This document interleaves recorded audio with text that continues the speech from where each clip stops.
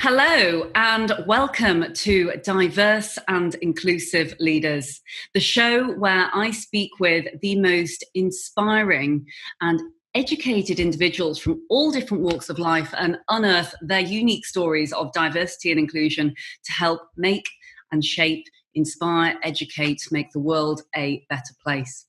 Today, I am absolutely honoured to be joined by the incredible Hither Mann. Now, Hither is the CEO for the Fortune Academy. I'm actually personally an avid follower of Hither as well. And so I'm so excited to speak with her today to find out all about her journey, how she came to be where she is today, and also a little bit about some of the current things that she's been up to. So in summary, Hither's been in business since 2004. She immediately ventured out from property development as she was dissatisfied with the medical degree that she had, and decided actually, do you know what, I want to build a multi-million pound portfolio, which she managed to do by the age of 25, which is just incredible, using her no money down strategies. She then leveraged a 7.8 million property consortium. She was involved in the world of financial trading. She learned how to trade one-on-one from some of the world's best traders in London. And she's been doing this since 2009. Since then, her journey has come on, epically, leaps and bounds. She's actually, realized that I think formal education doesn't necessarily teach you all of those kind of tricks of the trade. And so what she's done is obviously launched the fantastic Fortune Academy, where she's CEO and she teaches, individuals from all walks of life, lifelong learning on how to become not only financially free, but also how to develop wealth and, for students to prop up their education into the financial markets after they come out from, potentially the more formal education. As the last thing, so know that he's really, really keen to speak with Hither now herself. She's the world's first female trader and educator, and is very, very keen to change the face of the financial world by showing not only women, but individuals from all walks of life how they can have the confidence to do it. So welcome to the show, Hither.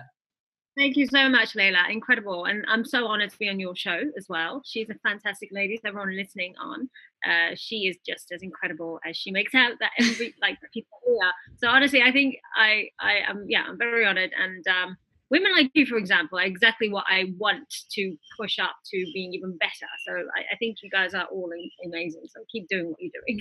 Oh, bless you. Thank you so much. And for those who are tuning in on Apple and our listeners who are across the various different podcast platforms, or for those who are tuning in on the YouTube channel, you can see that Hither today is actually in a spectacular mansion. And I'm kind of gazing as I'm speaking to her, looking at, oh my goodness. So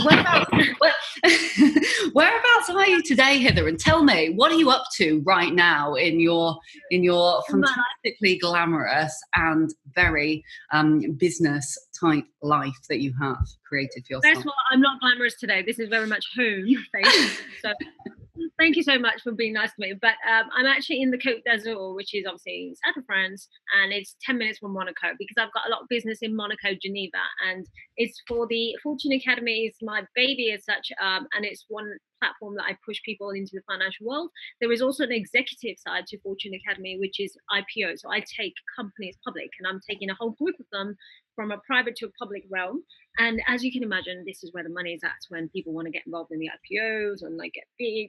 I do events in London, and I'm going to be launching some in Monaco and Geneva. So that's what brings me to this incredible place. I'm not complaining. It's amazing, but it's a very different lifestyle. So you have to go to where the money's at, I suppose. I absolutely love it. And I love, if anyone's watching this YouTube channel can see the differentials in background. I'm actually in Leamington Spa today. I'm looking out the window and it's a little bit drizzly. It's not that sunny. I'm gazing out at the lovely Hither, and she's kind of in this gorgeous, gorgeous place. And it's, Two very different environments there. So that all sounds fantastic, Hither. Obviously you're kind of jet setting, across London, Monaco, south of France, everything like that, taking this education to the masses and, obviously going to the heart of where the money is.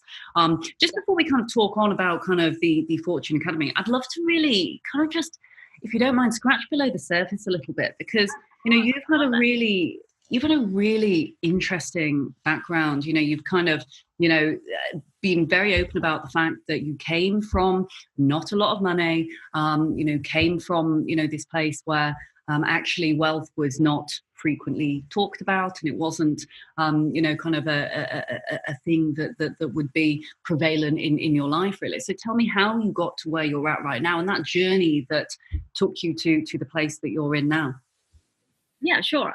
It's very important, I guess, for people to understand. My drive for being wealthy came from the age of 9, and it came from my dad. Bless him, was a very kind dad as such, or he was a dad, but who wasn't very good at business. So I learned from his mistakes. He literally always complained about not having enough money, and he kind of made me understand that money was everything, which isn't true. It doesn't bring you happiness. It brings you freedom, which then brings you happiness. In a way, you can argue both ways. You need money to be happy, I believe. But effectively, my driving force came at 9 when I suddenly dawned on me that if I wanted to get my parents to not stop arguing about money and stop being so unhappy, my simple understanding was, let's earn lots of money one day so I can, give them lots of money and buy them the nice houses and cars and holidays and lifestyle. And then maybe everyone will be happy. That was my simple understanding about life. And so I was focused, dedicated. And he told me things like, oh, education is your key and your passport to success. So then I was an A grading student. I don't think I even cared about being clever before that. And then I just focused and I thought, right, everything I do, it has to be 100%, I have to be perfect. I was good at sports, I was good at academics, because my focus was, one day I'm going to take them out of this turmoil, financial turmoil, and I have to do it by being super clever and being bigger than me, So I guess I have to thank you for that. So that's where it came from. Wonderful. And so that was when, of course, listening to your father's advice, the young Hither embarked on, the more classic education. At what point, when you kind of came out of that, did you think, right, I'm going to go into trading? And then at what point did you then think, right, I'm going to take this one step further and I'm actually going to launch my own business, which you've now done very successfully? Yes, absolutely. So that when I went to university, it was a game changer. It kind of was an anti-climax because I realized I've been working so hard to get to this point, and really it's not that exciting. What's on the other side did not seem like the most. I had to work for years and be an A-grade student to achieve this. It didn't seem like a career would do it for me. And I realized that you can't be a millionaire unless you have a business, and you can't be a millionaire unless you have assets and you have wealth. You can't do that from a 9 to 5. So that's where I thought, okay, I have got a medical career, but I'm gonna have to change quick. So from a young age, I started earning money from 16 and supported my family from that point on. I always was very entrepreneurial, and I had many businesses, let's say. But then I actually came, the other driving force was, I'm a female from an Asian background, which was not a very traditional route for me to take, to be outspoken about. I used to become very philosophical about life, and I said that, well, in my own understanding was, whatever problems my parents are having, they've created it with the way they've thought, and they're very much culturally oppressed. They did things the way that the Asian environment does it, and the culture was completely how they never changed any rules. And I just looked upon their life and thought, you hate your life, and yet you tell me to follow the same rules. I thought, I can't follow those rules. So I became one of those rebellious, to their eyes, I was the misfit massively, because I didn't like the rest of the kids, or like my sisters, and they hated that. They kind of found me, they had a massive control issue with me, because they thought, we can't control her. She seems not to want to listen. She doesn't want to fit in. She doesn't like our culture. And what are we going to do with her? The only saving grace was I had money. And eventually, when I had so much money, they had to be silenced. And their thought was, okay, she's helped us. She's bought us our houses and cars. And I guess I had to, it was a very lonely journey initially. And then I realized that, it causes so much anxiety being a different individual and fighting from a lot of oppression. Being female and exactly all the dynamics that causes someone to want to give up was what made me want to propel myself into a leader. And I thought, well, I have to help other people do this because I don't believe I'm the only one. So I had to really raise my game and think, how can I push people to follow my route or inspire them to break away? Because I think Asian culture, I mean, I'm not a fan. I'm so glad I broke away. I love the good things about it, but I hate it's the people that make it so miserable. Like, you cannot do this. In my family, it was things like you can't marry out of your culture. You can't have you can't even live in a house on your own. That was how pathetic it was. It was, you live with your parents until you're like 60 and you die in the same household. I came from not all families are like that. So disclaimer there, but I was so oppressed in my upbringing that I had to fight out because I knew that I couldn't help them being the way they were, which is quite simple. No one can. You can't fix a problem with the same mindset that created it. So that was my main reason I wanted to start something, be a leader, get on a platform, become a speaker. It was all reverse engineered to one day help other people be bigger than they are, because I can't do it being a face in the crowd. You have to be bigger than everything around you and try to get out on a platform where people can hear your voice and your message. Do you know what? That resonates with me so much. Least of all because of the piece that you talked about, and I love that about you kind of, finding yourself almost, and going through this rebellious phase, working from a very, very young age. I was exactly the same. Very classically British family. Mum and dad are both white British. My brother and I are both adopted. Actually, we're Chinese, and so we've had that very classical, very kind of formal education type background. But I think, as you've described, you kind of, it's almost like there's this burning fire inside you. And I think that's what comes across every time I watch your videos, and even speaking to you now. There is this unfathomable energy that needs to escape and kind of get out there into the world, to be able to ultimately do good and help other people. And, eventually the parents do listen, don't they? when they can see the success, obviously, that has been achieved now. And I bet they are so proud now, aren't they, to this day? Yeah, of course. I mean, I have a lot of people come to me and ask me, they always have problems with family. You see, the problems are so close to home. It's not the boss at work or the colleague at work or, an uncle and aunt. It's usually what your nuclear family is the cause of your anxiety, your money problems, your whole outlook on life, your philosophy. So a lot of people ask me, how do I change my family? And that's a really bad way of looking at it. You can't change them, number one. You have to inspire them. There's two ways. I use the wind and the sun. It's a fable by Aesop's fable. And it's two ways to change someone, if you want to put it that way: force or by inspiration. And it's the wind and the sun. So the wind and the sun are having a competition against this woman walking down a lane. This is a story that I remember when I was actually like 8 years old. And a woman was walking down a lane with a cloak on, and the wind and the sun have a competition. They said, I'm going to get the cloak off her, watch. So the wind blows really hard and tries to force that lady to, drop her cloak. But she just goes and tightens it further. However, the sun then has a go because the wind's given up after trying and says, let me do it. And then he just, shines effortlessly, and the woman just takes the cloak off. And that's the difference between forcing someone to change and inspiration.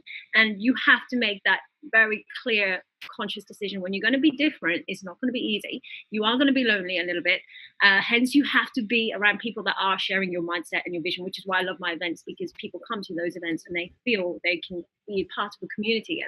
And then secondly, you have to go on almost a solo journey within your family. Get to the point where you want to financially, or even just raise your game. When they see the changes within you, that's when they will start listening to your new point of view. Before that, it's impossible. They're never going to listen. It's safer to fall back on their old rules and their comfort zone. So it's really not worth trying to argue with your parents at no end. It's natural to some extent, but I just tell people, stop arguing and please just get on with it, and then shower them with unconditional love, and they'll be completely confused about how do we argue with this woman or male, or they can't argue with you when you just unconditional back. Is that you have to really raise your game for that, though, and that's what I help people do as well, because it's part of being successful. Fantastic. And those are some brilliant pearls of wisdom that I've been scribbling down madly on my notepad here. So for those that are listening in and, maybe kind of at a point, I suppose, in life where you're thinking, I would like to have more money or would like to change my direction. Actually, what you've said there, Hither, I think is just so on point. It's basically not being scared to be different and to ultimately find your community, because it is hard when you are a bit different and you are, I think you said before, kind of like a misfit or like the rebellious one. It's hard to find your tribe, really. So, for those who are trying to find their tribe, or, obviously get in touch with Hither and myself, but, do have the confidence to be able to raise your game, and to ultimately take the right option, not necessarily always the safe option. And I love that fable. I remember that fable. It's so fantastic. Yeah, I remember that fable. Yeah. People have said, so it shows you've been well read. Well done. Oh, I love my books. I'm such a book geek. Honestly, I have a million of them. I'll have to send you a picture of my bookshelf. It's like a big. I can't remember the name of the designer now. I probably shouldn't plug it anyway on here, but it's like a curve. It goes like this, and all the way along it's kind of got books. I'll send you a picky afterwards.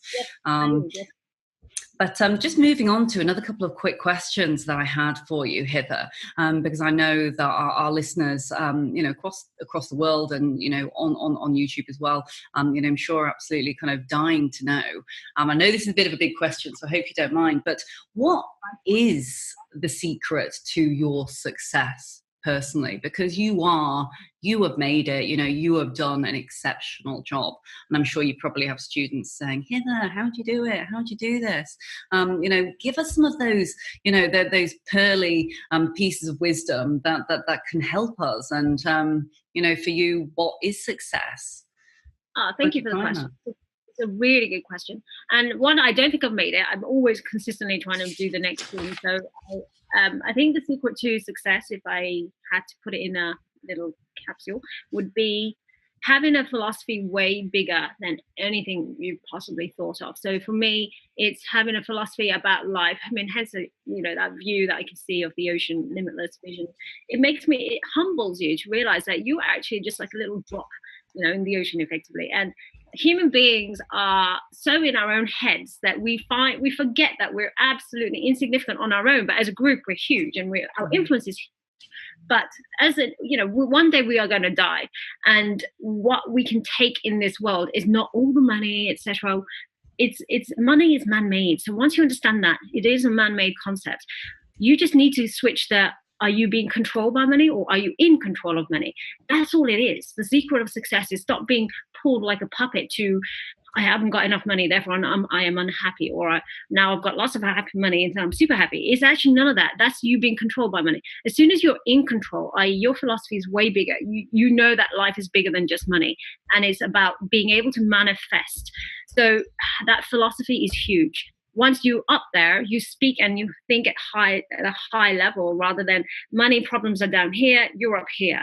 Therefore, making money becomes such an easy and natural concept. You can make as much as you want. You can do as much as you want. You can manifest whatever you want in life, because you realize that that's not the end game. The end game is what happens once you're gone, and then what's the legacy you live.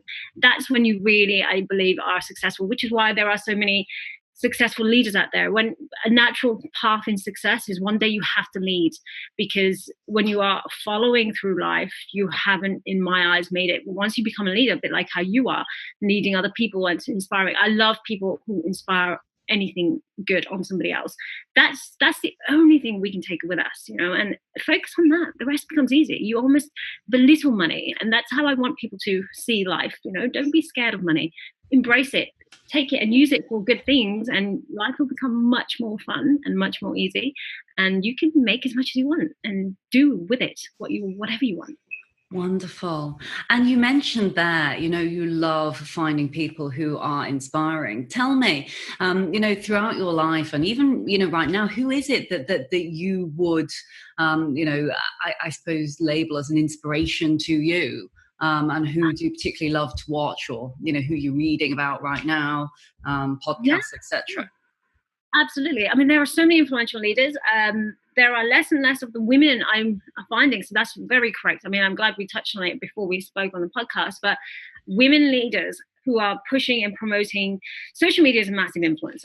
Obviously, we get Absolutely. our natural, what we see in our reflection of this world comes through social media very often, Instagram, or I mean, that's the biggest platform, I guess, and Facebook, or LinkedIn is a very good one too. But I get inspired by anyone who has a philosophical view on life. And it could be, for me, I mean, before it used to be people like, I mean, Oprah is still someone close to her. She's a female and she's got a great view on life.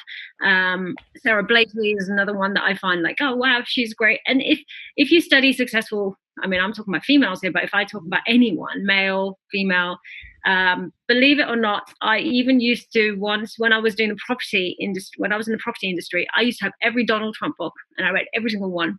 And I thought the guy was a legend at that point in my life, because I used to think he's so good at negotiating a deal. And to be fair, I can't take that away from him. In property, he was very good and he inspired me. After that, I mean, any leader that has, the people who inspire me are the ones who don't get weight, who can take feedback and can take it on the chin. What I really find inspiring is someone gets negative feedback, because when you're at the top of your game, you're going to get pulled down like left, right, and center. And people don't like you very often. And I think the most inspiring people are the ones who don't care. And that's incredible. And yet they still do what they set out to do, because they're not worried about trying to please somebody else, or like, try to get back into someone's good books, i.e. the haters' good books. I think an inspiring person is someone who's so strong within that they don't get broken by the fickle people around you or are in this world at times. And so, but they're still on their mission to change something or do something good. I think any leader that uses power in the right form is an inspiration. Who am I reading? I read I can't even pinpoint a single person I absolutely love. I actually don't. Who am I reading? I'm reading loads of books at the moment. I've got Warren Buffett's book I'm reading currently as well. Do I like him and do I think he's an inspiration? No, I don't want to be Warren Buffett, but I like his style of his outlook. Another person that's been really inspiring to me is Alex Ferguson. Believe it or not, I think the guy's an absolute star. So if there's one manager or one person in life that's been an incredible leader, it would be Alex Ferguson. I learned so much about business from the guy. I've read all his books and I've never met the guy, but I have read it and I've learned and I've implemented things from that I've put into my business, and he's incredible. And then I've got friends who are 26 and have a £300 million company in 6 years, and they are inspiring because they're so big thinking. So it doesn't matter how old, that's a big factor. It just has to be their philosophy is also up there, and they understand individuals and human beings so well that they can get the best out of the people around them or pick the right system.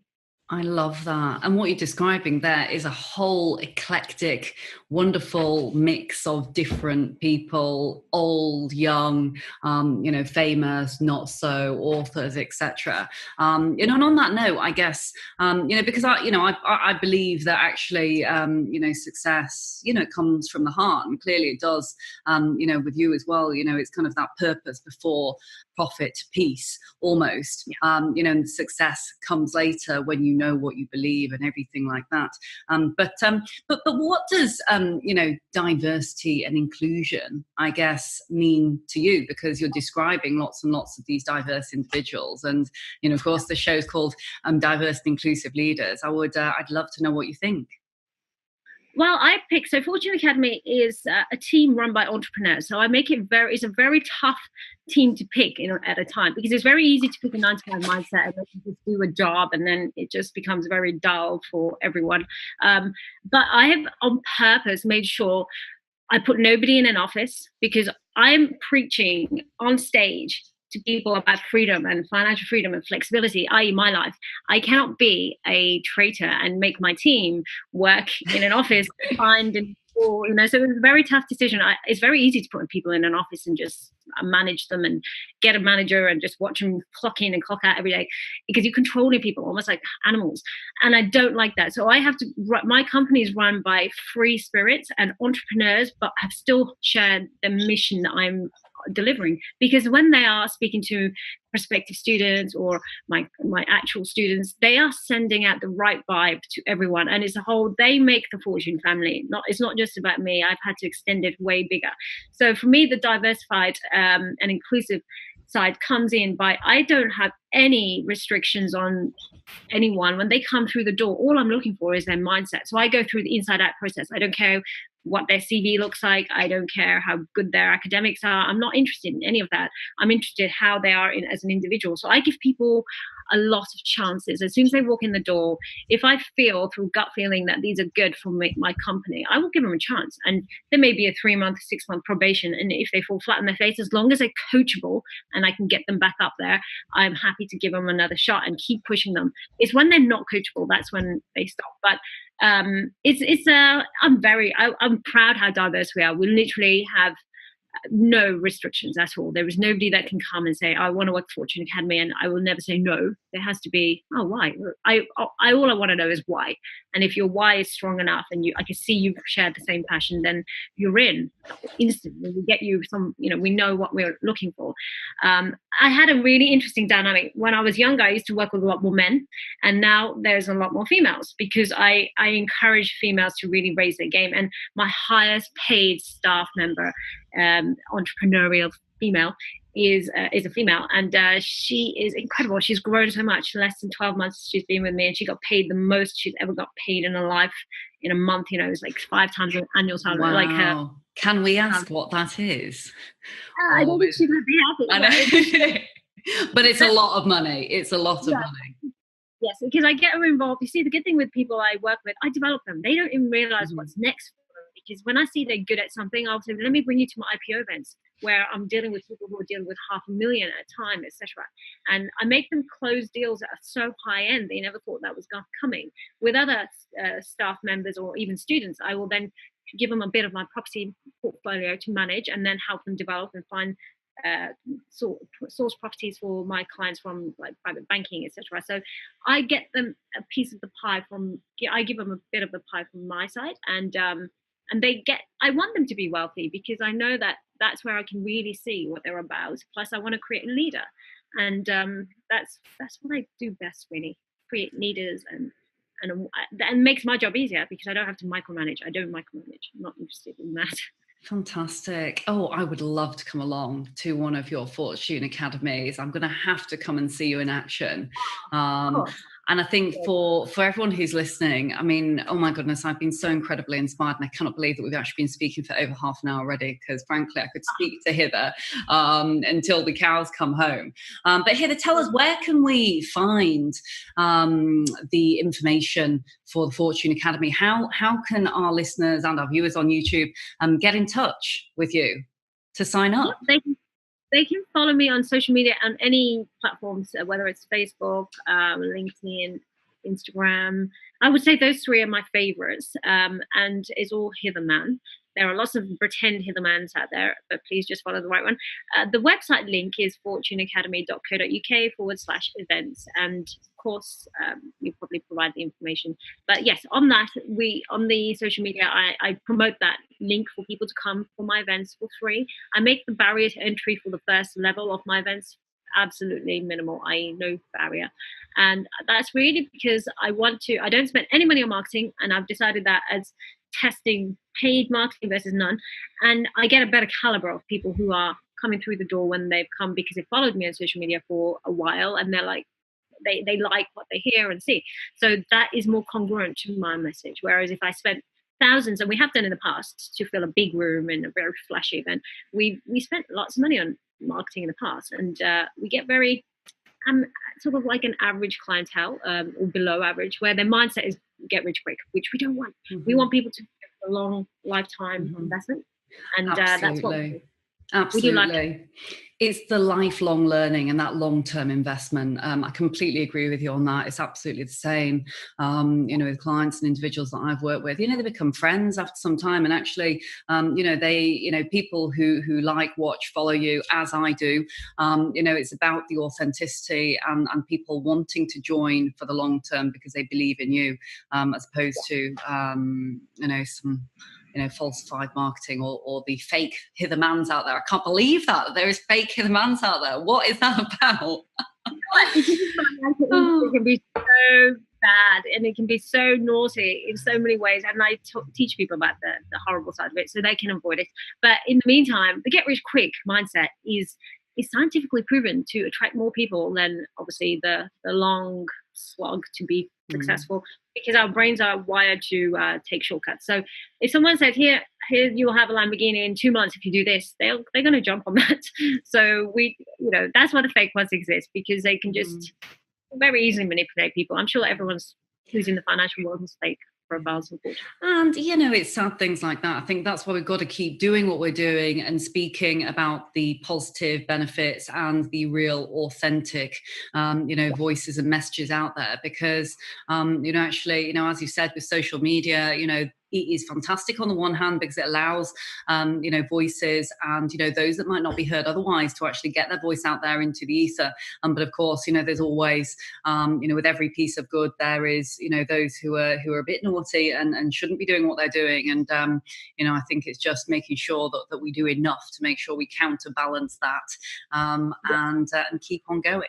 So I guess because we're coming to the end of our time today, I'm just going to summarize quickly, and I've actually written about 10 pages in very large scribbly writing here, but I'm going to summarize for all of our listeners, just some of the really wonderful things that Hither's so kindly shared with us.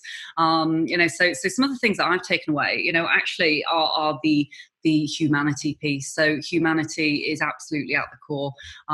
Clearly finding your why and finding your purpose really is, I think what should resonate with most, if not all of us, because ultimately what we want to be in life is happy. As Hither said, everyone is a free spirit, really, and being able to enable that spirit, your personal self and then your business self, to actually leverage and bring yourself up to a level where you are able to achieve these things. You are able to actually have the confidence to go and speak out, and also to counteract any of that that negative feedback, because when you are different, it can be tough, it can be lonely. Don't be alone is what I would say, and I know Hither would as well. Try and find your tribe, try and find those people who share your passion, your zest, your enthusiasm for life, because I tell you what, if it is possible, for Hither,